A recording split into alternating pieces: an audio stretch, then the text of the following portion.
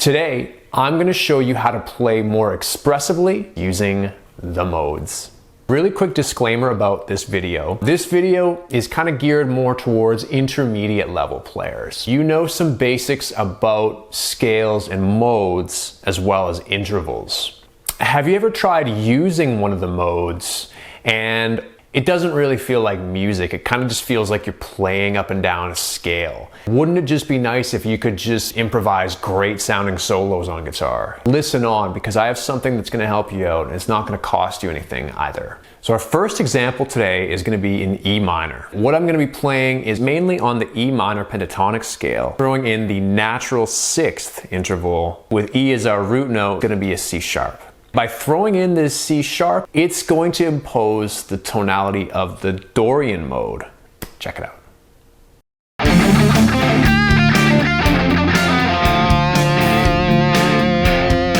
So example one, you have a triplet feel, time and feel. It's a very important skill. I'm doing a quick hammer on from the second fret of the D string to the fifth fret of the D string, from the root to the flat third.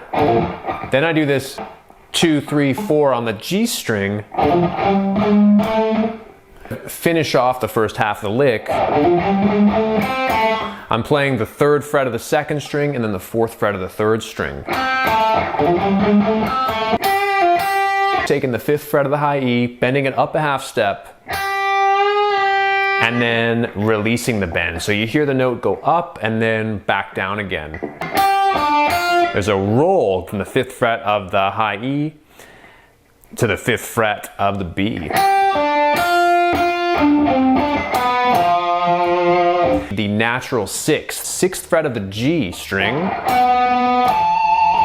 and I'm finishing on that flat third. You can definitely expand upon and explore within this idea. Hope you do that and have a great time doing it. So example two, we are going to be playing in the key of G major here. We'll be playing a simple lick based on the G major pentatonic scale. I'm going to be throwing in a flat 7, which is going to be an F note. And that's going to give us the Mixolydian mode. Hope you enjoy this one.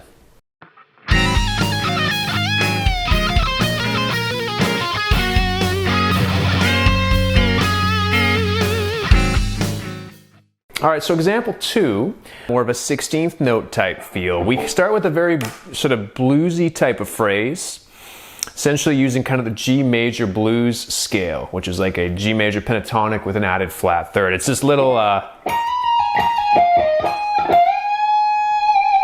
of almost a little bit of Randy Rhoads type of feel there. A little old school, but that's okay. The way I do that, it's kind of a little legato phrase here where I'm going from the 20th fret and I'm hammering on with my ring finger, pulling off with my ring finger, whoops, and then pulling off to the 18th fret of that same string. And then to finish off that part of the lick, I'm doing one more pick on the 20th fret and then pulling off to 18.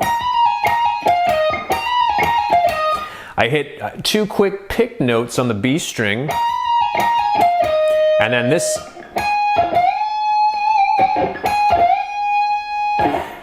new guitar, it always takes a little time to get used to the string bends, but I'm hitting the root note, and then I'm bending up to the root note.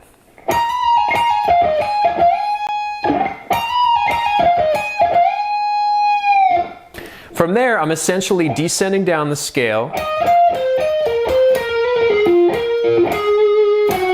That note right there is our flat 7 of the B flat mix, like essentially transforming this, what was a B flat major blues or B flat major pentatonic scale into a B flat Mixolydian mode type of sound.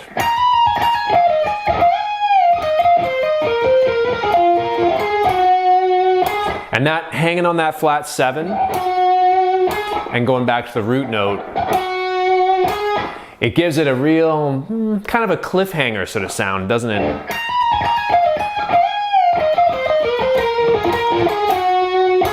And then to kind of cap things off, I just do a full step bend on the 17th fret of the 3rd string, which is just bending up to the 3rd of the scale. Kind of a nice little note to kind of capitalize on there.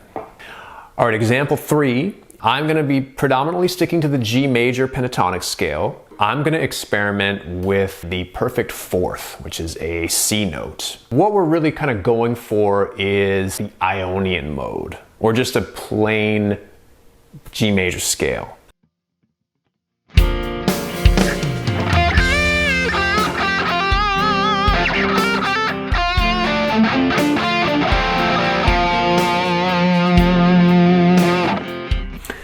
Okay, example 3. On to getting a bit of the Ionian major scale kind of sound. So this one,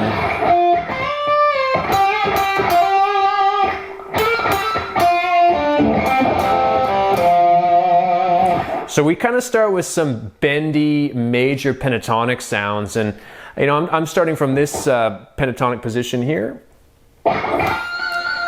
Root note on the 2nd string 8th fret. I hit that root note, and right away I'm jumping up to a bend on the 10th fret of the high E string, a full step bend and release.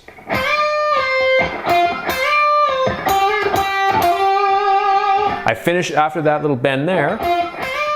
I'm hopping straight to the B string, and this little phrase, I kind of use a bit of staccato in the phrasing here, where I'm bending the 2nd of the major pentatonic scale just up a half step. But what I do is, as soon as I bend it up, I just lightly touch the string with my pick, just to kind of dampen the string a little bit.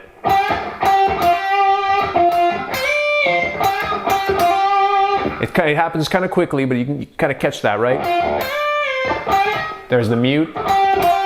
And I kind of finish with that, picking 10, picking 8, hammering on to 10. And our little bit of major scale magic happens here with this phrase. It's kind of a quick little sort of blip. I'm picking 12, hammering 13 on the B string, going down to 10, picking 10, hammering to 12 on the B string, and then finishing on the root note, 8th fret there.